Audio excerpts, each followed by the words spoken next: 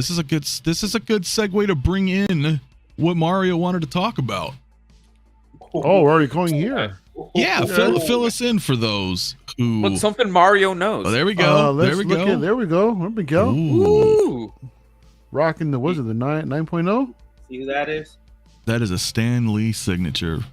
Mm-hmm. I am. Damn, Dope. look at Love it. Love it. that. Look Love at it, that, dude. man.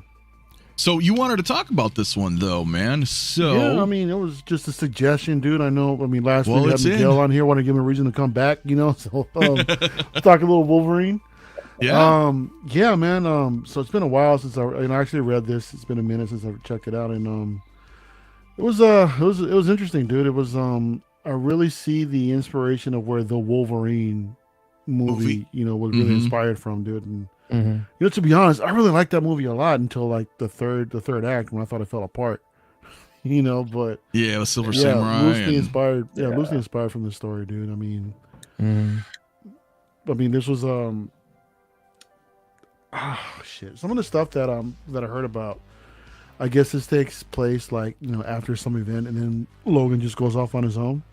And then yeah, just ends up you know, looking for his old love that he was into, man, and I just stopped writing to him, and then goes back to Japan and, you know, finds out all kinds of shit is going on. It was a good story, man. It was a good I thought it was a good love story, you know, overall, you know, and yeah, it was what, 4 issues deep or something like that for this original story. Yeah, this was 1982, man. Frank Miller, and then Chris Claremont. That first initial cover though is completely iconic. What Miguel just showed, iconic. You know, Oh yeah, that's like one of the things that always stands out. What's that? It's very Clint Eastwood. yes. Oh yeah. Yeah, Yes. he took a lot of inspiration from Clint Eastwood and stuff, and that's kind of what got him the look of that comic cover, which I absolutely love. Do you got some good screenshots here, man? Oh yeah. Yeah. Like I said, Of course I do. I have all these comics on my computer, so yeah. Like I said, this was a fun story. Seeing him going back, you know, to Mariko, you know, checking up on her, and then find her here beaten up by her husband, and this shit got dark, dude. And then the Ninja Clan was the hand. I didn't know, man. Yeah, those guys too. And, yeah, like I said, dude, overall pretty good read, man. I mean, like I said, I had to catch up. I was reading most of it, didn't get through it. But just from what I remember, dude, it was you know, it was pretty cool, man. And coming up here, dude, when he fights her dad, you know, he just like beats his ass up with a wooden sword. That was like, you know, hitting all the pressure points. oh yeah. You know, from that was interesting, man. But yeah, fun stuff. I actually want to get back. You know what? I should probably do that. When you guys were talking earlier, I was actually thinking about just going back and just finish reading it. You know, since I wasn't really in that conversation, but You were in the because it's all just I mean, hey, snow in your ear. a little bit, but yeah, that was a fun story, man. No, dude, this is one of the this was really cool at the time, bro, because this was his first kind of solo, you know, story, limited run, but it was really good, dude. Like, and you're right, it's kind of a love story of sorts, but it really shows his. They added like more emotion to him, you know what I'm saying? This character growth. I know I'm gonna bounce it around, dude. I'm gonna bounce it around. Lale, you remember this? Of course. Real quick, hold on. I have this book. I have the entire run. All right, well, what Mario, real quick? I'm sorry, Margo. Six Scale in the chat says that we need a comic book stream. I mean, Well, tune into Mondays, man, on Lale's Comic Book Talk with Friends, man. there's Comic one book that talk already with friends every Monday. It just wasn't yesterday because I was tired. But it'll be back next Monday. We actually run through certain runs. We always actually start with an artist run first. We'll actually talk about an artist and then we'll go to an actual run. So yeah, every Monday night, 9:15. Check it out. Yes, sir. Seriously. I know a lot of it lately has been some Disney, you know, Marvel shows too, but that's all relevant, you know, to the comics, like you were saying, pulling back and comparing and contrasting the differences. We try to like kind of deviate from the DC and the DCU and MCU and just talk strictly about the books, but only when it's relevant. We'll talk about the films when it's relevant for that time, but try to deviate from that and just kind of give people history lessons on books, what they should read, if they want inspiration, if they want to know about the actual characters, the origin stories and the source material. It's always best to read in general, man. Definitely. Oh, dude. Well, that's where it all started, man. That's Yeah, bro. But so definitely go subscribe to Layla if you have not, man. That was fun when we were all riffing on the Omega level mutants and stuff like that. Like it's just but yeah, I mean, your thoughts. So you said you have these issues, of course. Yes, yes. And the thing is, I think it was with this particular run. This is basically when we started, because the thing is that at so many times, like we had seen nothing but the savagery of Wolverine, so hardcore, so stern. But then that's when we started, when we look at this, and again, what happened in this run really affects Wolverine going forward. You know what I mean? From what we know. So that's what was important about this run. Claremont, he's a writer, bro. And we know basically with him and Jonathan Hickman and all them. But I mean, this run right here was definitely it's golden, bro. Like especially when we see him going forward after this run. You know what I mean? Right. So there was a lot that kind of played into it. That's why it's important to have this because a lot that they didn't touch on, like they took a lot. Pretty much the entire movie was almost about this book. Almost, yeah. Almost. Loosely, very loosely. But that's what I think they missed. There was so much that they could have utilized from this book that would have made it would have made that movie make so much more sense. But they just, they chose their own route, which, I mean, of course they can't. It's hard to do like a 4-issue over, one film. So I get it. They could have done it. They could have, but they didn't. I mean, we know it's Marvel. They're not going to do that, bro. I know. They're not going to do. I know. But they the could have MCU. done They're it. not going to do that, bro. They're not. No. They had a chance, but they didn't do it. Well, it's interesting because as I talked about it, like once Mario was like, "Hey, we should talk about this," it's been a while, so I revisited. I reread it this week, and I'm like, this is still timeless. It still holds up. It still holds up. Definitely. So if you guys haven't read this, it doesn't. My point is, it doesn't feel like it's something, because I know some people won't go back and watch like older movies or shows just as a preference. It feels like it's still relevant. It has not relevant, but revenant or whatever. It hasn't aged. Right. Yeah. Right.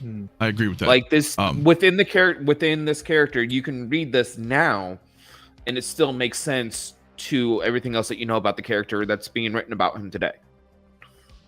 Yeah. Like Lale said, like moving forward, this kind of defined him a little bit more, and just a deeper character, right? A deeper understanding of the character. A much deeper understanding, and at the same time, we saw like a more vulnerable version of him in this run. Even though we still saw the savagery, but we also saw that level of vulnerability that carries on going forward, because in his mind, like there's a couple of regrets, and this is even one of them. So yeah, dude, I'll bounce around here here in a sec. Let's see, who do I pick? Miguel. Yo, let's continue with you, my friend. You have the comic. It's been a while, right? I mean, for me, first off, you got to think about the pioneers who paved the way for comics and all this. You got Chris Claremont, you got Frank Millar, you got Joe Rubenstein. All these people worked on this, comic book, and till this day, like somebody said, it holds up. Now look at these panels. I mean, for me, there's a lot of iconic moments that you see, especially when he's fighting the Yakuza. You got all those arrows on his back, and right there, perfect, like that. Damn. I have a couple. I actually have a couple prints where Wolverine's fighting them, bunch of ninjas, and you see all these arrows in his back. But the biggest thing with this is that Wolverine's so badass, and here you get to see not, I don't want to say a softer side to him, but a more emotional side to him. You see that Yeah. his human Yeah. side. You see his human side, right? Because he's portrayed as such a savage, and he really is. But he's a savage that has a heart. And I mean, all throughout Wolverine's life, he's either with different women or heartbreak. Or he's protecting a lot of tragedy. It's a lot of tragedy. A lot of things that he overcomes, and he just goes through a lot of hurdles in his life. And this is where you really get to, they build on his character as a human versus the savage Wolverine that we know. But this is why I like the character so much, because not only is he badass, he'll fight anybody. He doesn't care, right? But he truly tries to protect people. He loves the people he loves. And when he cares about somebody, he cares about somebody. I mean, this guy traveled all the way back, to see 𝗕𝗘𝗥𝗖𝗢𝗠𝗘 and stuff. So like, it shows a lot. I mean, for me, it's not only the storyline, but the art. Everything about it is super cool, and it's just one of those iconic pieces. If you like Wolverine, you got to have this comic. It's dope, man. And like you can see, I mean, these are some really good pictures or stills from the comic. This looks really good. But yeah, man, there's some iconic fight scenes here. I mean, look at that. He's fighting like 20 ninjas with arrows and freaking all kinds of stuff. And he's just, look at this. This is my favorite panel. Yeah. Right here. But yeah, man, that's really my feedback on the book. It's been a while though since I've read it. I mean, this talking years and years. But, well, that's why I figured I'd do some slides, man. They'll kind of jog some memories from everybody. And right here, man, he's going down. Look, he's just destroying everybody. Oh, and another thing is, you get to see him a lot without his cowl on here. He doesn't have So you get to see him, his hair, right? All that stuff. That's another big moment for this. Like iconic leather jacket with the fur, definitely. Hell yeah, bro. So and of course you get to see the brown suit, which is an introduction to this as well. So yeah, was this an introduction to the brown suit? I don't think it's necessarily introduction, but on a cover and him itself, you don't see his traditional yellow suit or anything like that. Yep. Super badass. Peyton, yeah, exactly. He was wondering, was the second Wolverine movie based off this comic? Yeah, the Wolverine movie was based off of this. So if you guys have seen that, in fact, Harry, and it started off great. The movie started off so dope. But what they did with the Silver Samurai, I'm like, what the fuck is that? Yeah. Like we didn't sign up for this Michael Bay. Nah, bro. I ain't wanted to see him fight a Transformer. I just wanted to actually see, like, yeah, man, come on, man, like that run. And the Silver Samurai is such a good character. A very good character. A very good character, bro. The doing that dirty, come on, man. Nah, it was kind of nah, don't do that.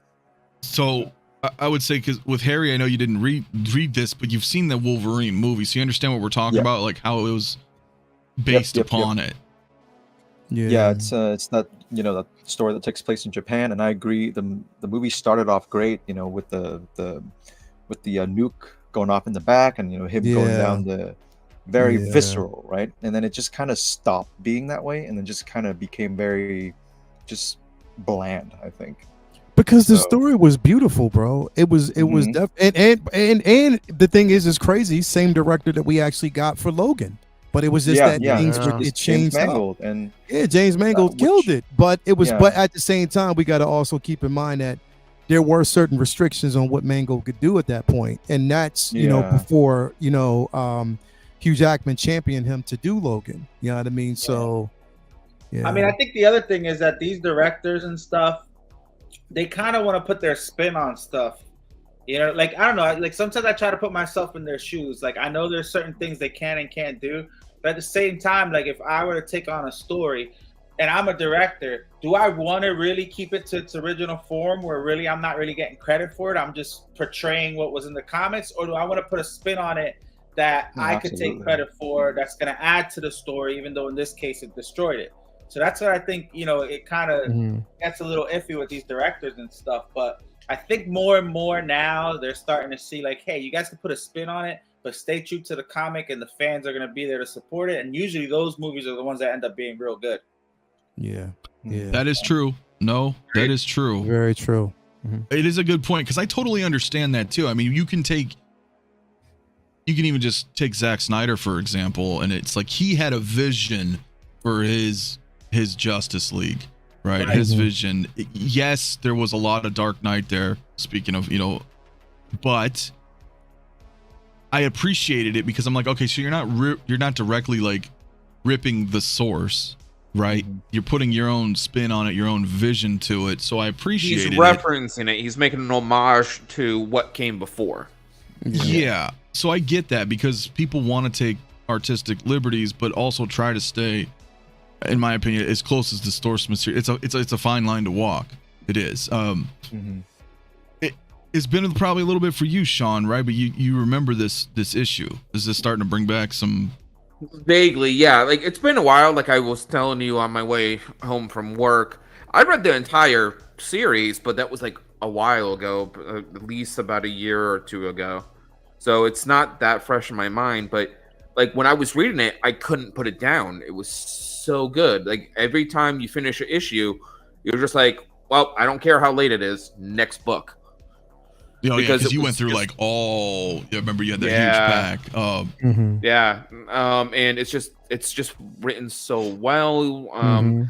You get to learn more about Logan. You get all these new characters that are introduced to you, like, and they're not even like mutant characters. You're getting like all of these. You get Mirko and Yukio and all these people that are a part of Logan who help form who he is. Yeah. Yeah, because there's a huge lot, you know what I mean? Going back, it's always Japan revisited. There's always this big history that still follows him, even way after these, you know what I mean, after these events. And like I just love how this was like the first time you really see him not as like a superhero or as an X-Man. You see him one part being the heroic person he is and uses, being this amazing mutant with claws and healing factor and all the other stuff that he does outside of the X-Men. But it's also like the personal stuff that you see with him of how he interacts with everyone else in the world, because you don't see him interacting with the X-Men or the Brotherhood this time. You're seeing him just by himself and how the world sees him or interacts with him. You don't get that a lot in a lot of comic books from characters that are originally a part of an ensemble cast. Would it be fair to say that in a modern sense, you can almost the story-wise, no, but character-wise, you can almost compare like the Iron Man 3 movie in a sense, right? Where it's Tony Stark kind of dealing with things on his own. Wolverine is a character, you know what I mean, that you root for, much like how you root for Spider-Man all the time because life just throws him under the bus constantly. Wolverine is a very Greek hero. He is a hero born from tragedy. He builds from all the tragic events that happens to him. He never really slows down from them. He is constantly trying to better himself in the way he sees himself, but he also tries to better himself because the way he wants people to see him. He doesn't want to have everyone just look at him as the animal, as the bloodthirsty berserker. Yeah, this is true. He's Wolverine, like I said, tormented past. My thing is the way Wolverine has portrayed and has been portrayed in the books is that he is always that character that we know is reliable. He makes brash decisions. He's willing to do whatever it actually takes. But at the same time, like when you're reading his stories, like, the inflection, and you can actually tell that this man, in a sense, wants to die. Like he's lived for way too long. And he knows that. And because of the pain, like physical pain is nothing to him. It's the pain that he carries from memory, from lost love, from family members, hatreds that, certain family members have towards him. There's a lot that actually goes on, it's a tortured life that he actually has to live. Imagine having a broken heart more than 10 times over. You know what I mean? Like literally, like this man is tormented. A lot of his emotions, a lot of his anger is few from it, But and that's what makes for such an interesting character. And because he's always that character that you want in your corner, regardless of anything, he's always, you might not be able to trust him, but he's always that character that you want in your corner. Because definitely he just doesn't give two shits about anything but the people that he's close to and he's fighting for, and the hatred, the love-hate relationship that he has with some characters is all you might as well say out of love. You know what I mean? But it's and it's also the simple fact that he's afraid to love anyone anymore. Yeah, he's afraid to attach himself to anyone. Yeah, that's why some of the best character interactions that I like with Wolverine is the characters he imprints himself onto, like the people, like all like the characters, like like Kitty Pryde and Jubilee. He is not the type of character that would normally do this. So for him to emotionally attach himself to these people and basically become an older brother or father like figure, with all the shit he's dealt with, that shows how much strength he has to step up and move forward with going like, you know what, I have shit going on, but there's this person in front of me, they need help. Dude, that's a good point. That's a super good point, because he got to that point where he knows, like, he's like, oh man, I've been through so much shit. I don't want to see these other people kind of go through the same thing, essentially. You know what I mean? Mm-hmm. Yeah. It's just, dude, shit is dope, man. So I would say, dude, this is a good discussion, man, on this issue, man. If you guys want to read that, man, I would check it out, man. You could probably even do like the Marvel Unlimited or the Amazon one. It's 4 issues. Or buy the graphic novel, right? The trade paperback. I'm sure you can get that anywhere. You know what I mean? And remember this conversation a couple weeks from now when Mario has to shave his beard down the middle once the N1 Starfighter is released. Down the middle, dude. Mutton chops. We're gonna give him basically the chops. Oh, like that. Chops.